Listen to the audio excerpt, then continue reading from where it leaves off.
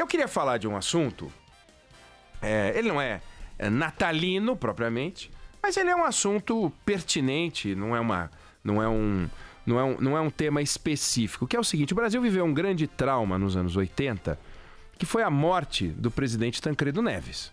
Uhum. E não é o trauma só porque morreu o então presidente eleito Tancredo Neves, porque isso é da vida, né? É da vida. A gente não foi o único presidente brasileiro que morreu, acontece. Mas foi o fato da gente não saber nada do que estava acontecendo, porque aquele episódio foi cercado de muita mentira, de falta de transparência, de simulação, de enganação. Teve teatro. Eles fizeram uma fotografia em que eles pegam o presidente Tancredo Neves, colocam um Rob de Chambre nele, ao lado a família e os médicos, a esposa e os médicos, dizendo que ele estava bem, ele estava mal. Essa história já foi contada em livro, foi contada, tem filme, é uma história muito bem investigada.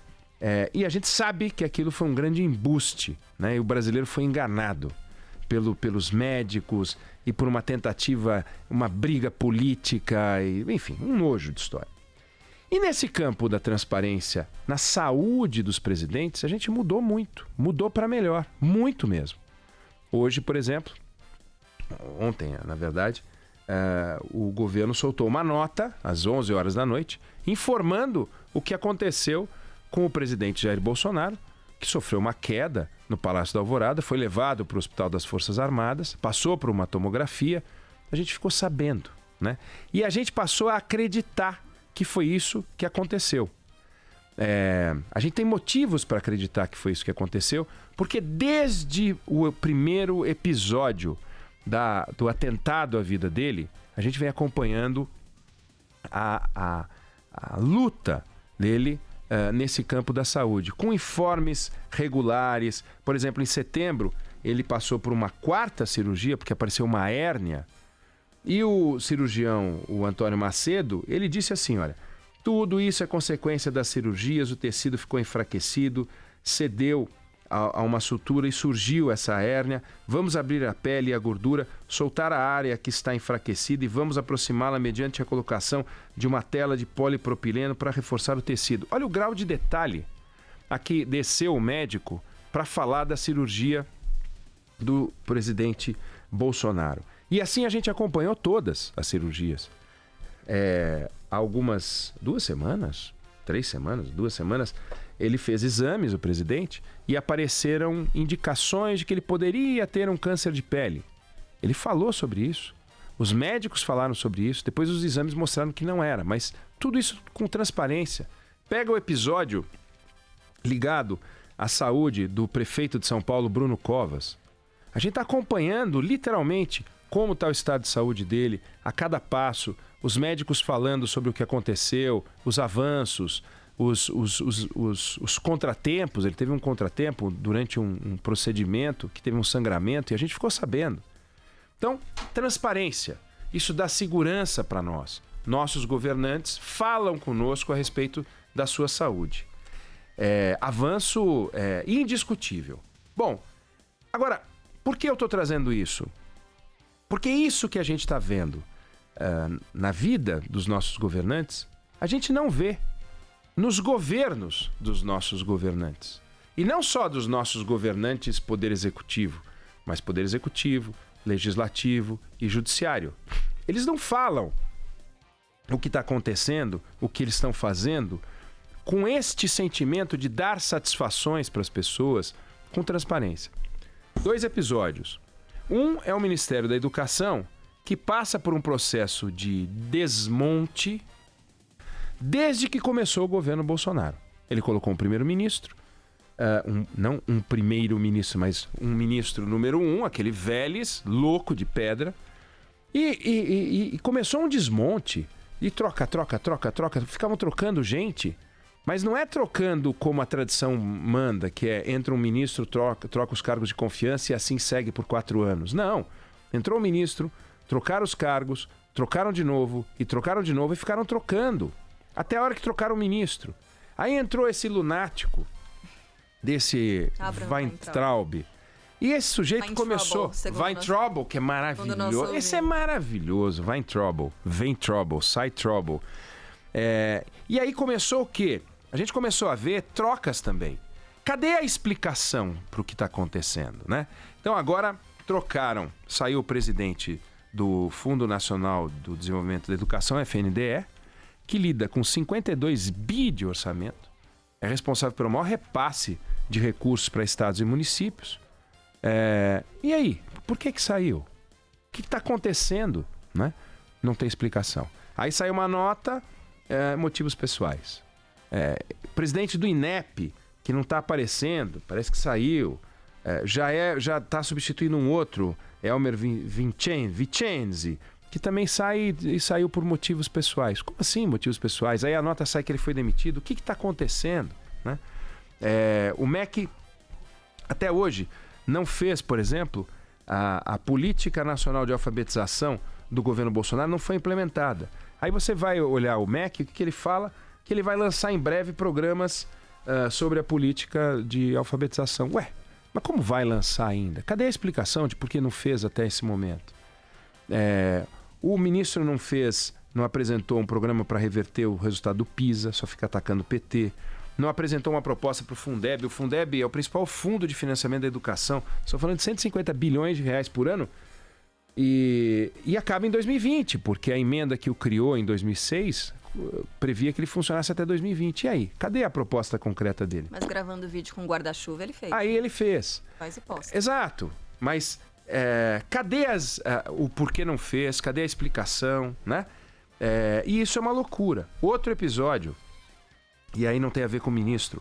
Como pode o presidente do Supremo Tribunal Federal, o Dias Toffoli, se sentir à vontade para ir a um evento numa cidade chamada Ribeirão Claro, no Paraná, uma cidade pequena, com 11 pessoas, para inaugurar o Fórum Eleitoral. O Fórum Eleitoral, gastando um dinheiro absurdo para inaugurar um Fórum Eleitoral, porque o Fórum Eleitoral ganhou o nome do pai dele. Primeiro que ele deveria dizer o seguinte: olha, não coloca o nome do meu pai porque eu sou presidente do Supremo. Espera, coloca o nome de outro, de algum presidente do Supremo, do pai de um presidente falecido, né? Mas tudo bem, quer dar homenagem ao meu pai, eu mando um vídeo. Manda um vídeo em nome do dinheiro público, mas ele vai para lá. Aí ele vai e volta? Não. Ele vai e dá uma esticadinha no resort. Ah, não, mas é porque Jaque estava fazendo... Como Jaque estava fazendo uma viagem? Aí ele vai pro Taiaiá Aquapark, fica lá. Aí você vê a explicação que diz o Supremo Tribunal Federal: trata-se de viagem a serviço que envolve questões de segurança do presidente Supremo. Opa! Ah, é assim então? Então, dane-se o dinheiro do contribuinte. Eu não tenho que dar satisfações porque eu sou presidente do Supremo Tribunal Federal. Eu não tenho que dar satisfações porque eu sou ministro da Educação. Eu tô aqui, eu tenho direito, eu mando, eu faço, eu uso guarda-chuva, eu uso resort, eu uso o que eu quiser. Eu não tenho que explicar. Eu tiro os meus dentes e coloco outros porque eu sou o deputado. Eu não tenho que dar explicações. Nesse caso, nem há explicações possíveis. Então, o que a gente está vendo é um abuso.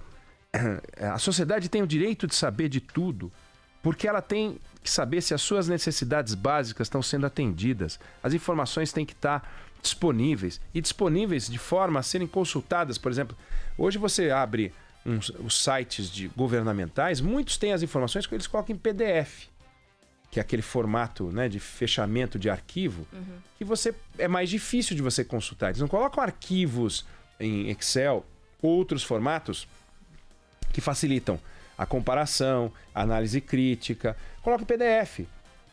Alguns travam até o PDF para você poder só ler e não poder editar. Tem soluções para você mexer nisso, mas do jeito que é feito, não é feito para você acompanhar. É feito para você não acompanhar.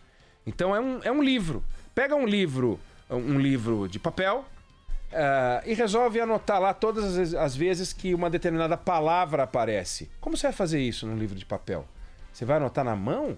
Você pode até fazer, mas quanto tempo você vai levar para fazer isso? Então, cadê a palavra transparência? Não tem transparência.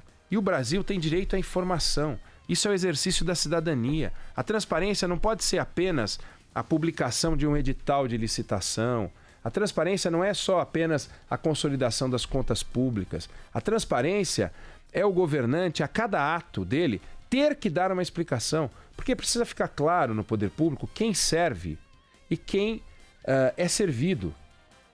E quem serve não pode ser servir, tem que servir.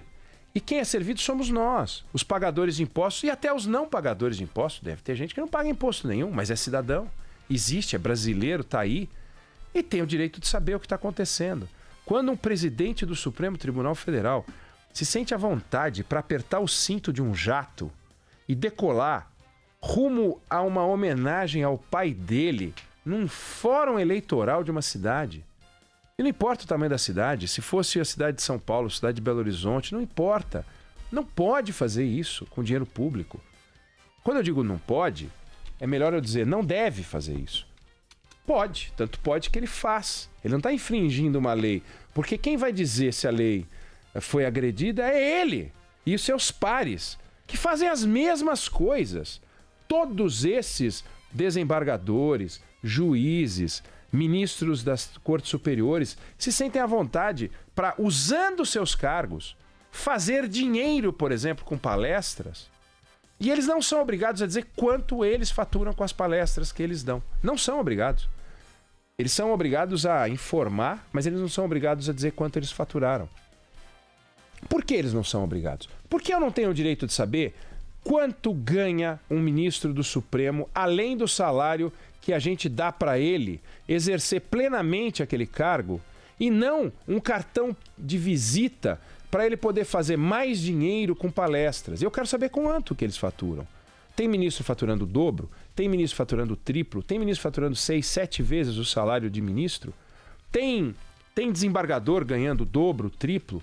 Pensa se ele fizer 1, 2 palestras de 20, de 30, de 40 mil reais, ele fazendo 60, 80 mil reais por mês, 100 mil reais por mês, 100 mil reais por mês, ganhando 30, Nossa. Fazendo 100, 3 vezes mais. Isso é razoável? Por que ele não tem que informar? O Conselho Nacional de Justiça se reuniu para discutir isso certa vez e o então presidente do Conselho Nacional de Justiça, o Ricardo Lewandowski, entendeu que isso era uma informação privada do ministro. Como assim privada do ministro? Ele não tem vida privada.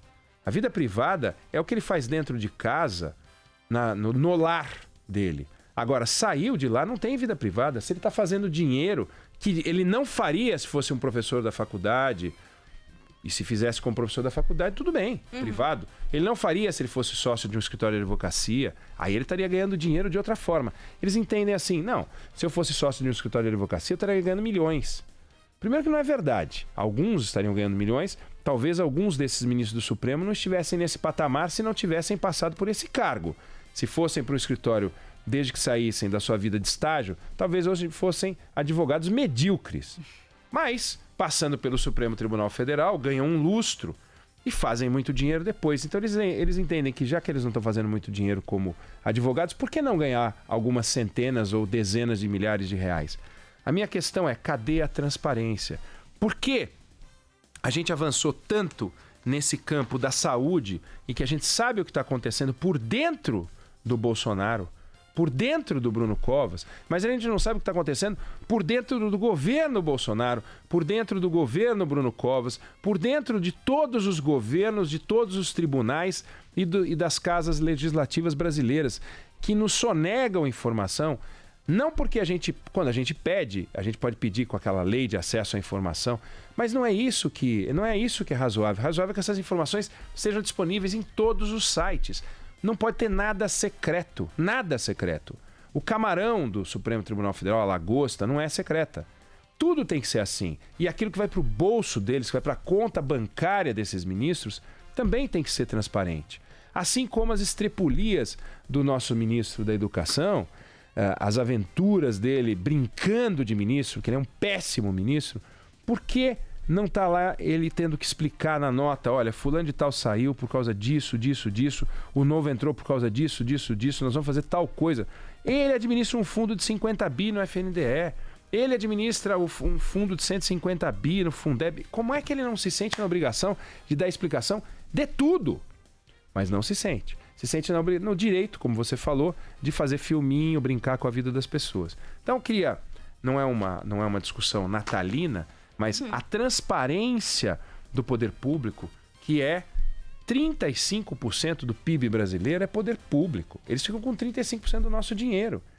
A gente fica com 70% do dinheiro, 65% do dinheiro e eles ficam com 35%. A gente fabrica 100, eles pegam 1/3 para eles têm que explicar tudo o que eles fazem com esse dinheiro. E tudo o que eles fazem com os seus atos. E isso a gente não está vendo, lamentavelmente. Vamos ver se em 2020 a gente começa a cobrar isso mais intensamente para que eles não se sintam à vontade, como essa explicação estapafúrdia do presidente do Supremo Tribunal Federal, que foi para um resort se divertir e não se sente na obrigação de dar explicação.